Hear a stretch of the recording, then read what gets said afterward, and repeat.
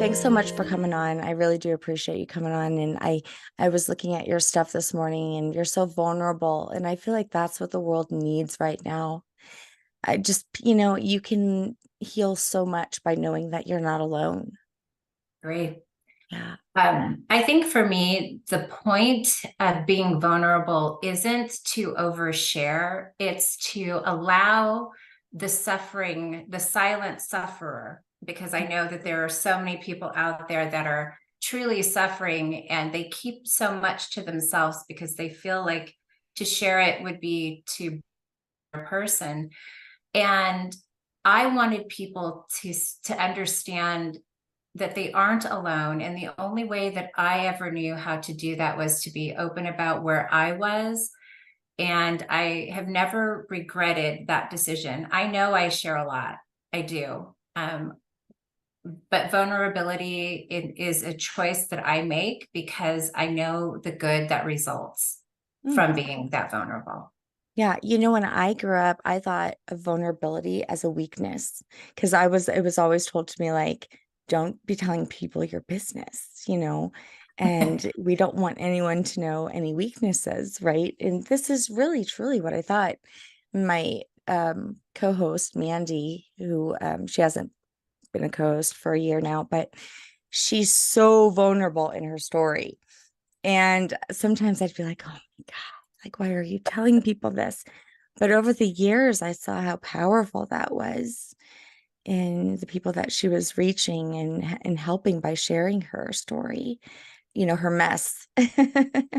Yeah, I think that there is a truth in the saying that there is a message in everyone's mess, but we have to be brave enough to own the mess and to transform it. And that's really what I I believe is one of my gifts is I've learned to alchemize the worst of situations in a way that allows me to not surrender my agency so that I am always I'm an empowered person at all times by choice. Yes. I Yes. choose to be empowered no matter what the circumstance, because to surrender that agency to the situation means that I then identify as the situation. And I am never the situation. I am the person who is dealing with a situation. And I have found that that mindset has really allowed me to always align with possibility. Yeah. I still see the possible, even inside of the tragic loss of a child. I'm not going to say that I went right to it, but it was an evolution that was intentional. I intentionally wanted to regain my sense of self, um, but not lose the memory of my son. And for me, that looked a lot like sharing my story, sharing what those experiences were like, getting into water safety education at the preschool level, and talking with children under 5, so that they understand how important water safety is and what it means to be water conscious. So that's where Drew's crew, water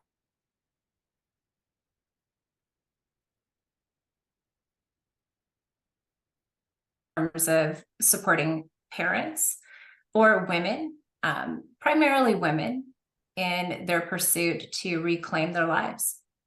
I love that.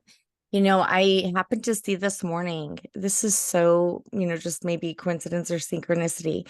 Um, Anderson Cooper had this segment just this morning. I think he just released it, where he said that he would go, he has like this all this stuff that he's been keeping of his brothers and his dad's that he hasn't been able to get rid of. And actually, even when he goes to it just to sit with the stuff, like he can't, it's too painful. And I have the same. And so I continued to listen to what he was saying. And he said that he did a podcast and he wasn't going to do another one, but he's going to because of, I forget, it was like 46 or some hours of messages that people had left him. And it was all about grief and how they were getting through their grief. And he sat there and listened to all of them.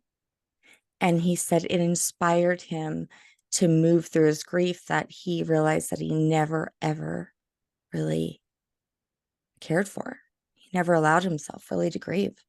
And I have said before with my dad that he gave me birth twice, once in my birth and once in his death, because, it started a new chapter in my life that, you know, ended up being, sense of soul even.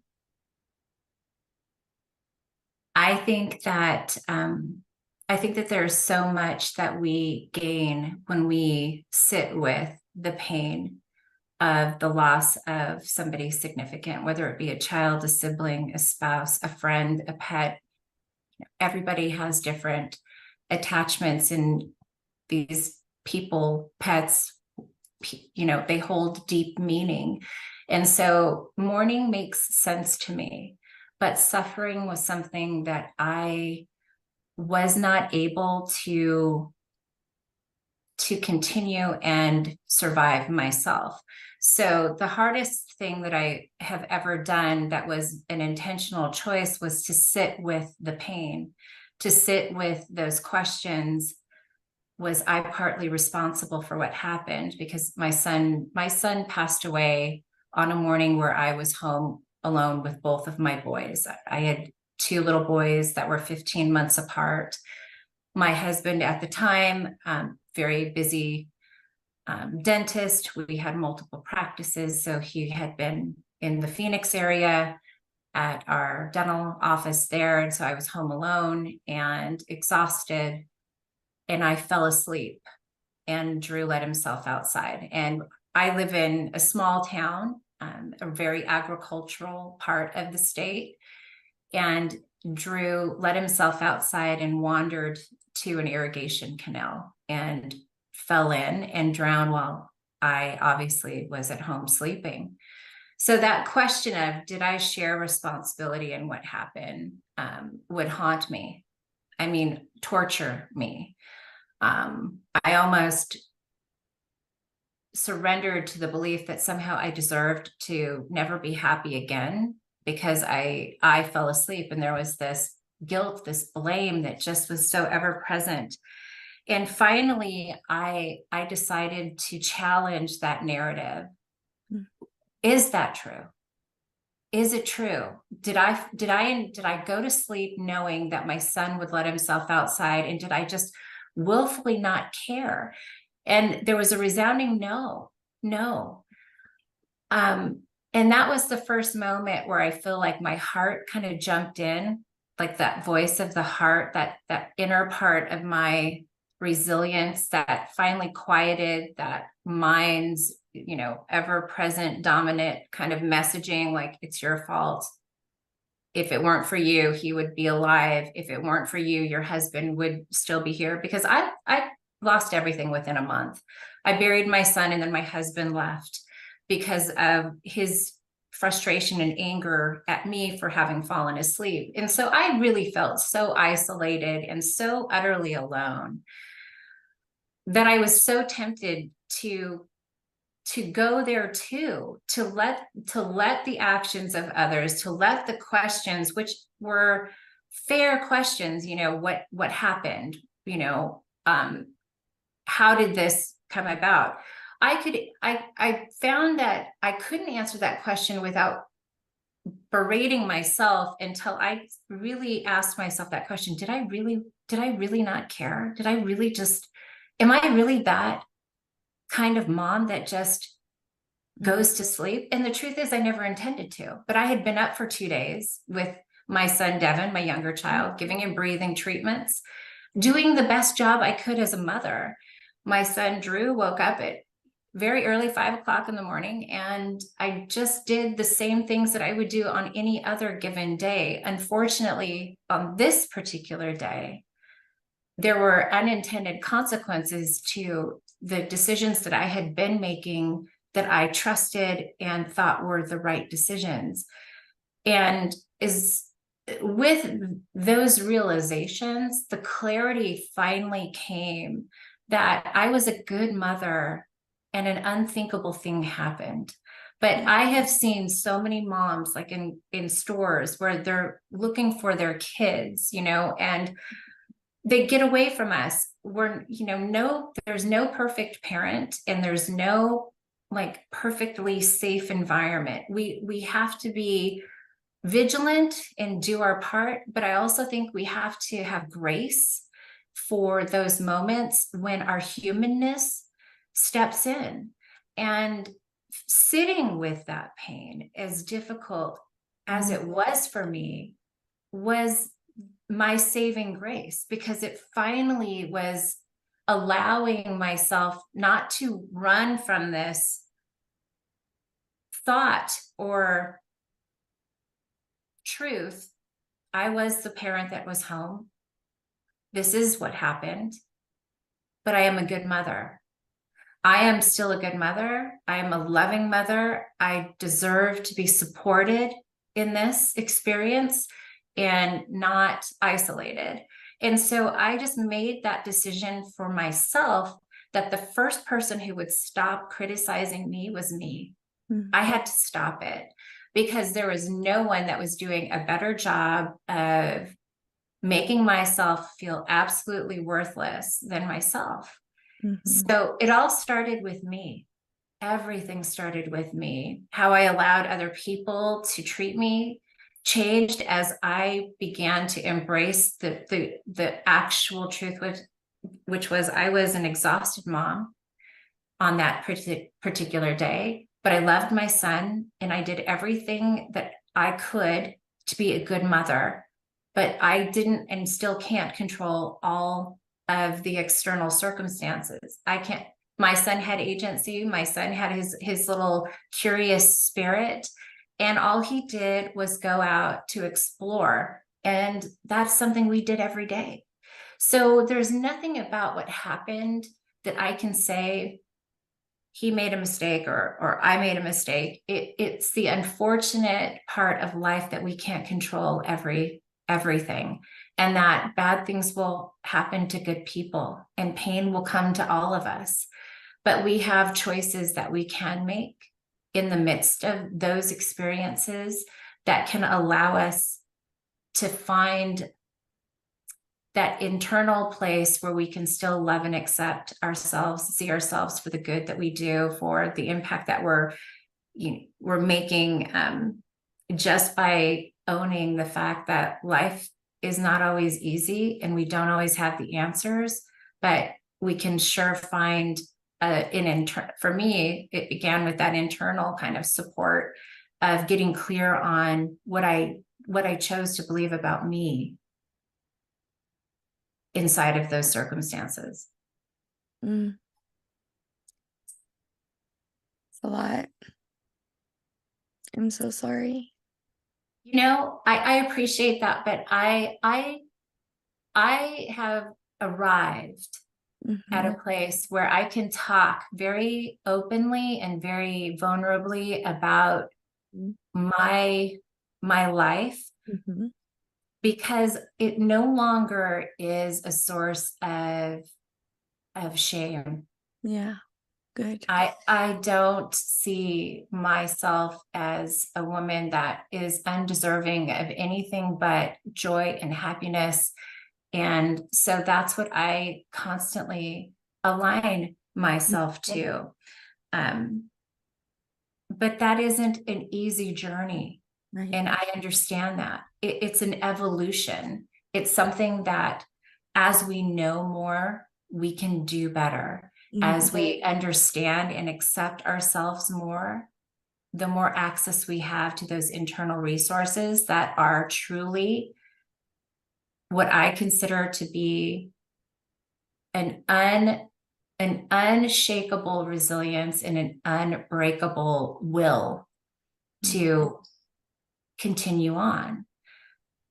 But I have also found that inside of that journey that there are very specific things that have helped me. And it might sound cliche, but to the person who is learning to walk this new normal of having one child, that has transitioned and another child here. Mm. It has not been an easy, I guess, these are truths, and this is knowledge that was hard fought to find. But the one thing I always knew is that I didn't want to bury Drew and then Drew just become this picture on the wall. Drew is every bit a part of my world today as he was when he was alive, because the work that I choose to do could only have resulted from his life and his transition. Um, and so I choose to see it as a point of great gratitude, and to see the beauty inside of the tragedy that has allowed his story to continue to touch lives. Mhm. And this is 23 years later. It's been 23 years since my son passed away. He was 4, he would be almost 28. So my journey is something that has been going on for a few decades. And I understand that I'm at a different place than a person that's on, Just day starting. one. Yeah, day one, or, year one.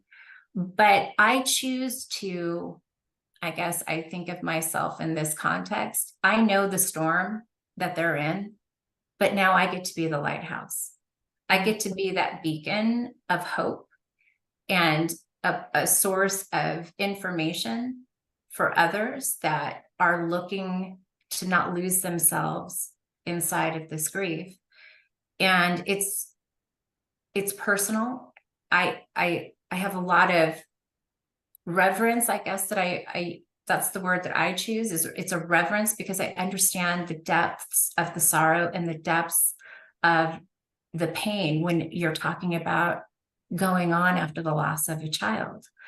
Um, so it's work that I hold so dear, but I feel like I do this in partnership with Drew all the time.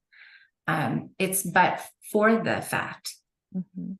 that I lost my son, that I am able to hold this particular space Yeah. at this particular time for a world that I know is crying out for someone to care, Mm. to Amen. see them. And I do. I see them. I can feel the energy of a person who is standing near me. That is, the smile is on, but the heart is breaking. Like, I know that kind of brave, putting your best foot forward, getting out of your house, going out and being around people, and you're just dying inside. It's painful to go to birthday parties. It's Mhm. painful to go to holidays where everyone's got their kids, and it's painful to to even do that. It's painful just to get out and still try to go forward. It can feel very painful. And so for me, I had to figure out, well, how can I take this pain and turn it into something that is going to be of use? Because if I'm Mm. just meant to feel pain, I'm not going to make it. And that's really where I think my love of gratitude and my sense of service has evolved and absolutely come from. It's a beautiful thing to be able to hold space for somebody who's not where I'm at today, but where I once was. I have an immense respect and gratitude for being able to do that, because Lord knows there are earth angels in the forms of other people that did that for me. Mhm. I absolutely needed Yeah. someone to be that for me. And so now it's an honor. It's really not even a choice for me. It's just something that I feel called to do. Mm. You have the real pain to purpose story. You know, there was a man that we had on years ago, Sergeant Tom Campbell, and he served many, many, many, like probably more than most people served in Afghanistan, Iraq, all those. And actually, he was the master sergeant of my best friend's brother who was shot and killed. And we had him on, and he talked now. they said you have to retire, but if you still want to be a part. And what he does is he goes around and he tells a story. And one of the things that he shared, I thought it just stuck with me. I never forgot this, but when he would go to therapy and talk about, all the things, his therapist would say, well, what was the worst thing you've ever seen? And he would share. And when he would share, he would tell the story, and he would cry at certain parts of the story. And then the next time he'd go to therapy, she'd have him tell the story again. And he would tell the story and he would cry at a different part of the story. And he did it over and over. And as he began to share with, um, going around to the different places all over the world and share his story with other soldiers, he found he was doing that too. As he was telling the story, his voice would crack in certain places or he would cry. But then the next time he wouldn't, and it would be a different place. And then he got to the point where he didn't feel that anymore. And I saw the power, in sharing. And I thought that I've experienced it for myself since, in speaking about certain things. And when I realized that about myself and my own stories, it was like so powerful. I was like, wow, now this story holds a lot of power. Now that, there's nothing really there's no emotion attached to it. And it's not that it's not emotional and I don't care, but I've moved through it. I've healed through it. Yeah. I think that's the one. I think if there is a misconception when I talk about my story, is that somehow I'm like disassociated from it. And that's not the case at all. I just have, I dove into it. I sat with it for years.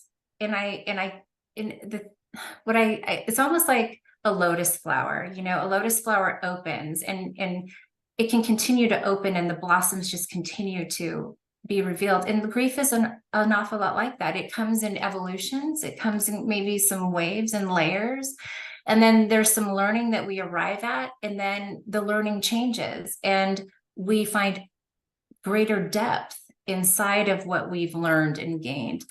And being able to be truly present and to be really mindful as a result of having maybe not understood just how important like those daily interactions are, that forever changed the moment that I lost my son Drew.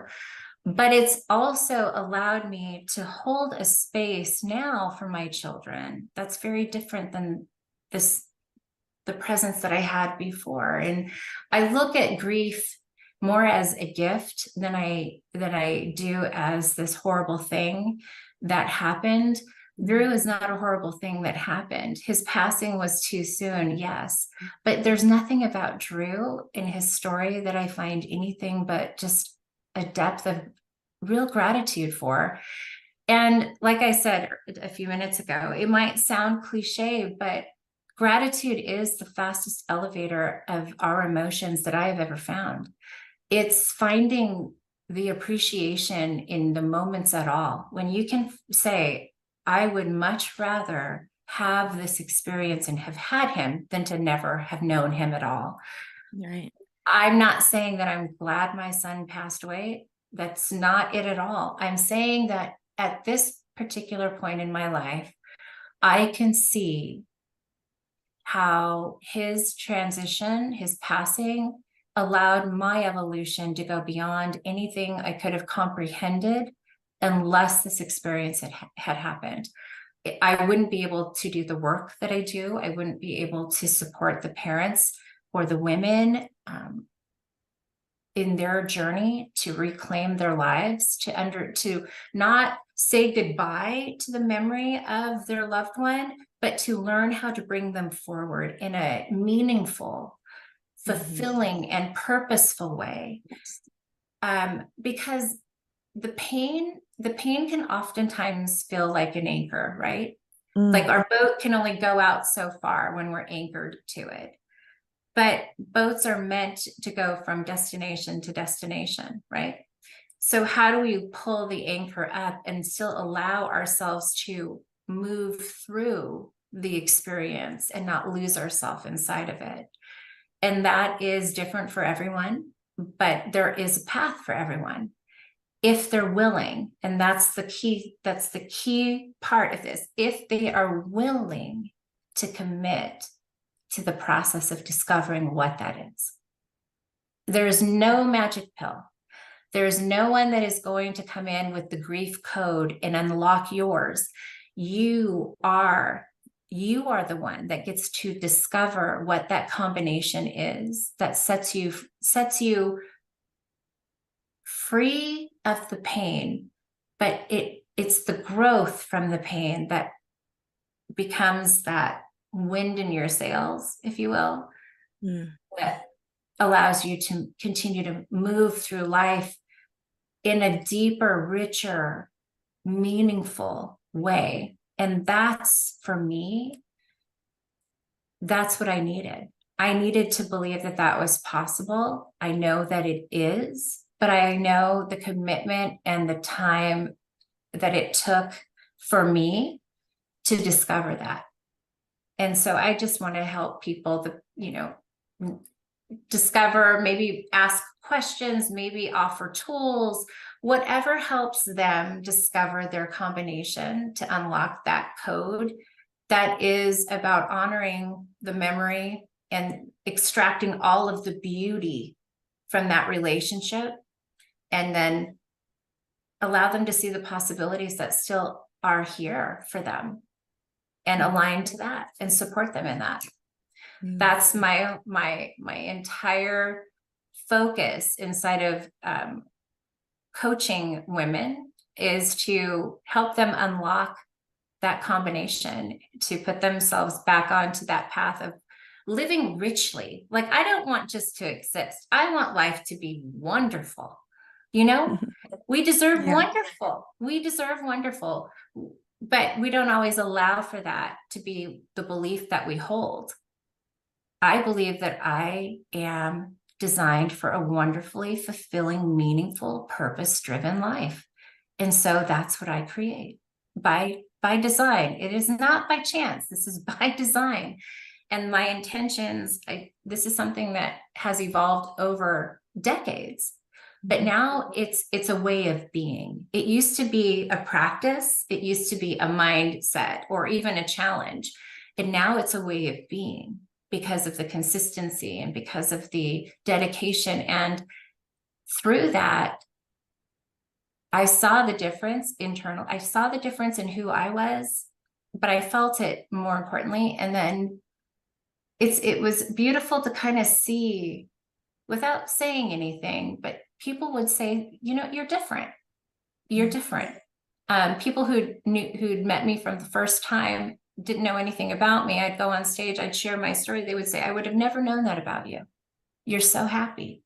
You're so, and I believe that that's still possible for a lot of people that have gone through very tragic, sometimes horrific experiences. My belief is that we're still meant for something greater than that moment. And that moment can be a catalyst for propelling us forward, or it can become the anchor. And we have to decide what it's going to be for us. I love that. You're speaking a lot about choice and making that decision. I mean, because it is a choice. It is. I have a friend, dear friend, who her oldest daughter was my son's age, my oldest son's age. We've known each other for a long time, and her other daughter was younger, I think like my middle kid's age, number 3. And yeah, just call them by numbers now. But her daughter had took her youngest daughter had taken her own life. I think it was in like maybe 2018, 2019. And her oldest daughter was in college, came home, to be with her family. Her sister she had just lost her sister. She was just about ready to graduate from college too. but then it was COVID, and I remember my friend Michelle, and she listens to my podcast, so she's probably listening, saying, like, thank God, for her daughter that was with her, that she, was really helping her get through. And then her daughter was she went to a protest downtown, and on the way home, she died. She got in a car accident. And one day you're a mother of two girls, and the next day you are visiting your girls' graves. And I just, you know, I mean, I am still speechless, because you think, how do you go on? And I admire her strength, and she did absolutely, put the love of her children into beautiful things, to help others. She created um, a foundation for siblings of people who have died of suicide. And, she put herself in college, like in microbiology or something insane, where she, was very busy, in doing something rather than just sitting at home and wasting away. And I can't imagine that kind of strength, but I do know that this is a strength. And, you see it when you go to funerals, and you're like, God, that person is so strong. You wonder where that strength comes from, because that they've, been on their knees crying, but there is the strength that comes over you to, to stand there and almost be there for other people. Absolutely. I admit there are points of the funeral that are such a blur for me, Yes, but that you always know, happens, right? yeah, there are moments, like there are some Mhm. portions of that time that I don't fully recall, but I do know that during that particular time, I definitely wasn't where I am today, and it was very difficult. And I needed others. I know sometimes there are people that are so strong, and there was a particular family that had lost their son to cancer. He had had cancer throughout his childhood, but as an adult, young adult, he lost his battle. And I remember looking at this couple and Mhm. seeing their strength and seeing their bond and their commitment to each other and to their family that I drew from. And I thought, okay, I want to emulate that. I want to be able to be that genuinely happy, because it wasn't an act. I mean, Mhm. you can tell falsehood. You can tell when someone's just Like putting it faking on, it to make it. faking Yeah. it to make it. Hmm. This was so genuine. And I thought, that's remarkable. It is. It's It's almost from like a miracle, when you see that strength. I agree. But and this was for me, and there I found my inspiration through just, having conversations with other parents that had lost children. I don't know why it seemed to cut through everything and really reach me in a different way. Maybe because I felt like they truly understood. I Hmm. just remember being in therapy, and even talking with, counselors and, clergy, when I would ask, have you ever gone through a loss like this? And Yeah. they hadn't. And I Um, don't know why, but for me, it right. almost disqualified them a Right. little You bit. like, you don't know then what I'm going And through. Right. you empathize, you have sympathy, Yes. but you don't understand. And there's a knowing that I need for someone to Mhm. know To this relate and know, the way feel. I know it, Mhm. in order for me to, I guess, and I don't know It what makes that is, sense. what It it says makes about sense. me, but I'm Right. not saying that what they were saying wasn't of value, but it Right. didn't reach me in the same Right. way that the words of this family, or quite honestly, the words from a mother who just wrote me a letter. Mm. She wrote me a letter, and she said the most remarkable things. She had read about the accident in the newspaper, and she wrote to me, and her words were so poignant. She had said in this beautiful letter that she understood my story, and then she shared with me what had happened with her. She went inside, she left her daughter by the car, she'd forgotten her purse, ran back into the house. The little girl had something in her hands that blew out into the road. She ran after it and was struck by a car and was killed. And so she understood that part of my story, where something so it seems so harmless, so innocent. I went back to check on my son, laid down beside him, patted his back because he was, he needed the sleep, and I just wanted him to sleep. I never thought that I'd be gone for more than a few minutes. And she spoke to that part of my pain, that I Mm. believed her. Like, I leaned into what she was saying differently. And then she went on to say that she was certain that I would be tempted to blame myself and to beat myself up. And she encouraged me to find grace for myself in that moment, and to believe that I was still worthy of a life of joy. But and she said very clearly, but you will have to choose that every day of your life. You will have to choose it. Mhm. So she just encouraged me in that moment, and it has never left me. I've never met this woman. Her name is Teresa. Oh. And but I can't tell you how grateful I am Mhm. to her for just taking the time to write a letter to a A perfect stranger, stranger. Yes. who she just had enough. She recognized enough in the circumstances of what had happened, to understand what I might be going through, and then to care. And And you've then to carried care. that forever. You've carried this all the time. That that's beautiful. I think that it's probably the most beautiful part of humanity, Mm-hmm. is when we have the ability to hold the space of grace and understanding and encouragement for a person who is at their worst, particular, like facing the worst thing that they can ever face.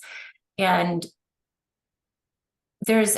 I think the world needs more of Mm. that now than ever. We need brave, vulnerable people Yes. to share more of themselves through their stories, so that others can be seen. Mm-hmm. Because when you feel like no one understands, and you feel like no one could ever understand, it's such an isolating place to be, that Mm-hmm. you do withdraw. You withdraw in very significant ways. You stop going out, you stop interacting, Mm-hmm. um, you stop really even caring, Yeah. about yourself on a physical level. Like, I remember, I didn't care if I ate or if I didn't eat. I Right. didn't care if I, like, I just didn't care anymore. And to have somebody who I don't know and have never met write me a letter that honestly shook me out of that is no small thing. And No. that's why I just know and believe that what I'm doing does have value, even if not everyone sees it. The person Mm. that it's meant for does. Right. And her child Mhm. has touched you Absolutely. and helped Absolutely. you. Yeah. And then in turn, you've helped, hundreds, maybe thousands of people. So it's I it's pretty amazing that just that decency, that being a human and reaching out. It's pretty amazing how it spread like that. One thing that if it's okay with you, with the holidays just around the corner, we just went through Thanksgiving, and I remember that in my grief, before I really sat with it, that these were such painful moments, things that just really did a number on my heart. And Hmm.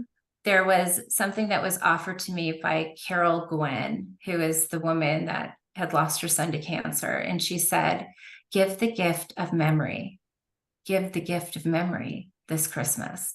Write down as a gift to each person a memory that you have of them with Drew, something that is really meaningful or special that maybe they didn't even see or know about, but give them that gift. And it is something that to this day I do. And I have seen the beauty in it might be emotional, but the gratitude component elevates. It allows us to share the best of the time that we were fortunate enough to have with our loved one Yeah. in a present way that feels like bringing them forward. Right. And Like in a so, living yeah, way. Instead yeah, of in death, it's a living tribute. I love that. exactly. Yeah. And so that's one thing that I would like to offer the listener is give the gift of memory this Christmas. Mm. Allow yourself to find meaning in those small moments that maybe you didn't really think were significant at the time, but allow yourself to reflect and to see the gift of those moments and then share them with the people that knew your loved one. And just the the ripple effect of that is so wonderful. It's so rich, it's so meaningful that is what I truly believe this time of year is really meant for. It's meant to not just gather together, but to appreciate and acknowledge each other for the gift that they are to us and those memories are to us. Because the one thing that I know for certain is that love transitions, but it does not die. Hmm. Yeah.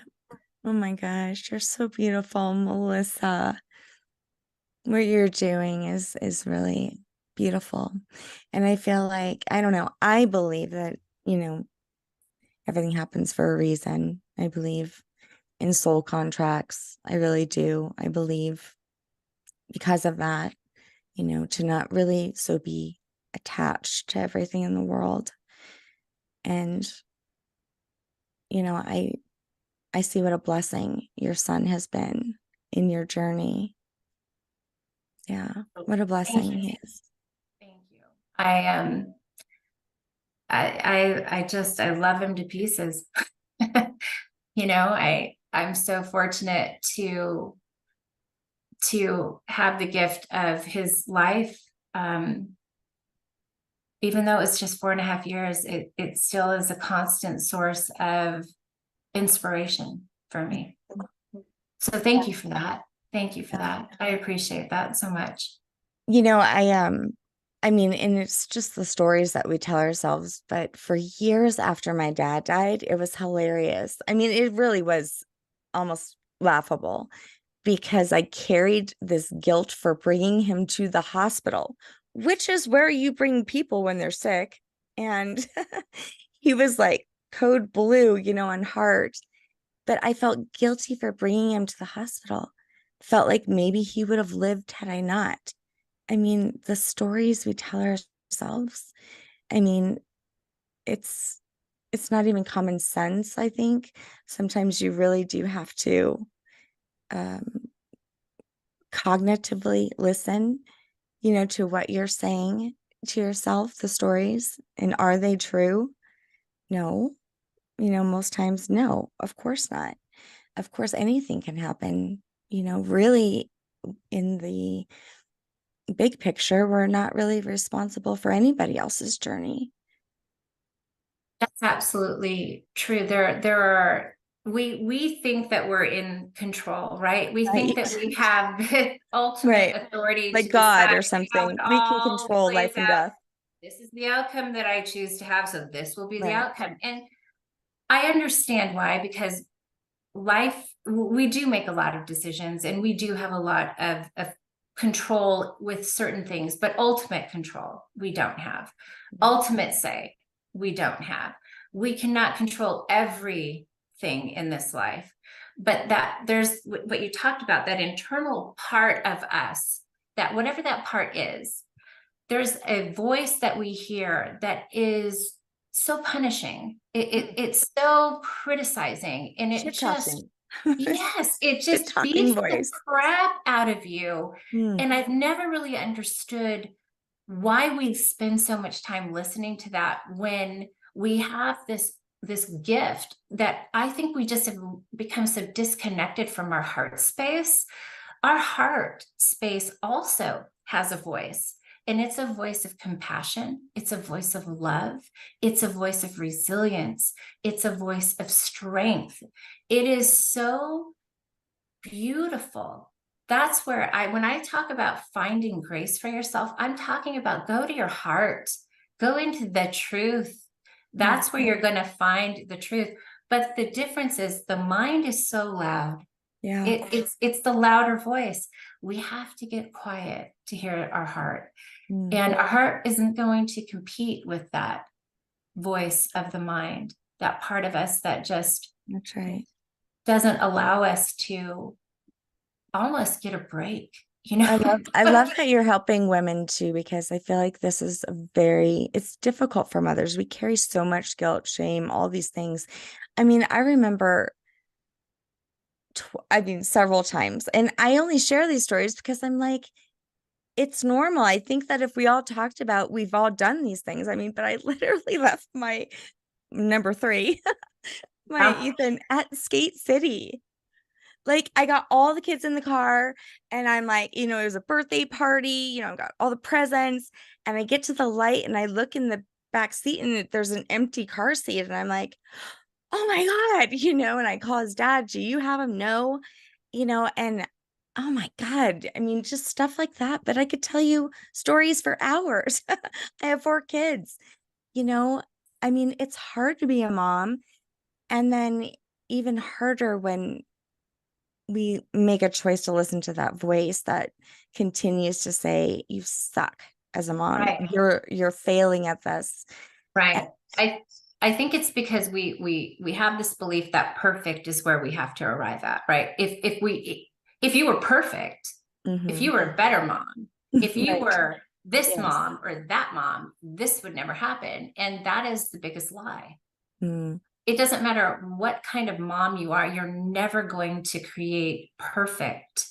It, no. it doesn't exist. You will be in the Mhm. pursuit of progress to do things better. And that's, I believe wholeheartedly in that. But to ever believe that you can control it all the time in every conceivable way is something that sets you up for that voice of the mind to really run the show. Absolutely. Expectations lead to future resentments. I Uh, mean, I was a total helicopter mom with my older children. I mean, this is something I'm very honest about, and there's been a lot of undoing, that we've had to do with my older kids, but yeah, I mean, a lot of that was because I was, trying to have the perfect life and the perfect kids. And, I chose, a lot of I made choices for them. I chose their religion. I chose, what sports they were going to play all before they were even born.